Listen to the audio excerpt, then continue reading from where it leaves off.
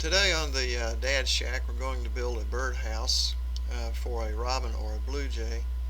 They prefer a house that has a clearer view of the surrounding area. It's a ledge type birdhouse.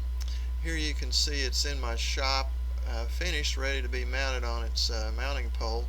You can see there's a pole that I've attached to the back that would insert into the mounting pole in the yard. Here are the plans. I got these plans from 50birds.com. They have a number of very good birdhouse plans on that site. First thing, I'm using a piece of scrap 1x12 to cut out the back, and then when I cut out the 4 pieces for the sides, I use a piece of 1x8. There's 4 pieces that make up the top, the bottom, and the 2 sides. And here I'm using an orange square to guide my circular saw. First cut the sides and the bottom and the top out using this method. Works very well. You just hold the square securely against the wood and use it as a guide for the circular saw. Of course, you want to make sure that everything is securely attached to the top of your work table to make sure nothing moves around as you're doing this. You wind up with 4 pieces of wood to make up the 2 sides and the top and the bottom.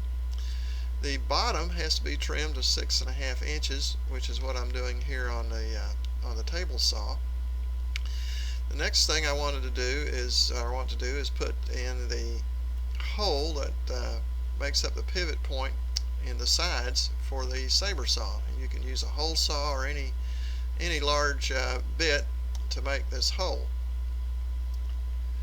When I start, before I start the cut, I want to make sure I've got everything laid out according to the plans, and then attached securely to the work table. Here I'm using my saber saw to make that cut, and as you can see, I have to move it several times and reposition it and clamp it back down again. But if you take your time doing this, you'll come out with a very nice job making this angle cut on the sides, which makes the birdhouse look really finished.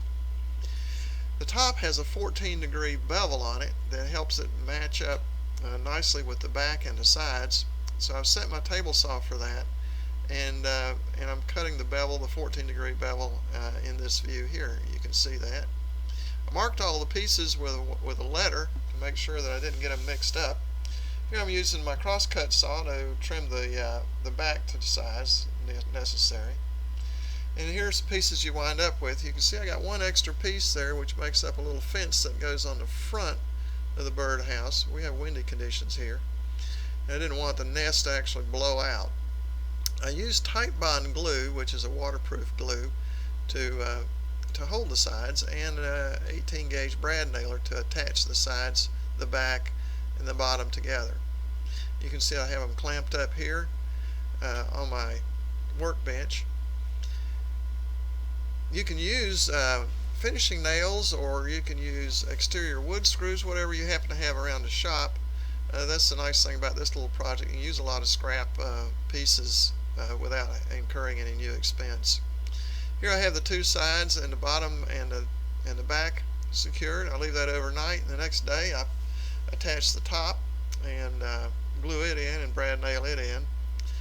And here's the birdhouse ready to be finished, and the mounting pole to be attached to the back of it. I use about a 4-foot long wooden pole that I attach to the center line of the back, and that inserts into a plastic pole that I have mounted in my yard.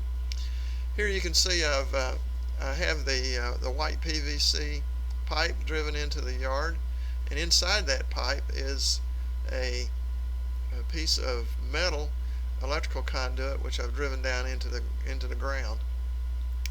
I attached on the other end of the plastic pole, which is electrical conduit, just painted black. I slide the birdhouse mounting pole in, and it's ready now to stand up and check to make sure everything fits together nicely.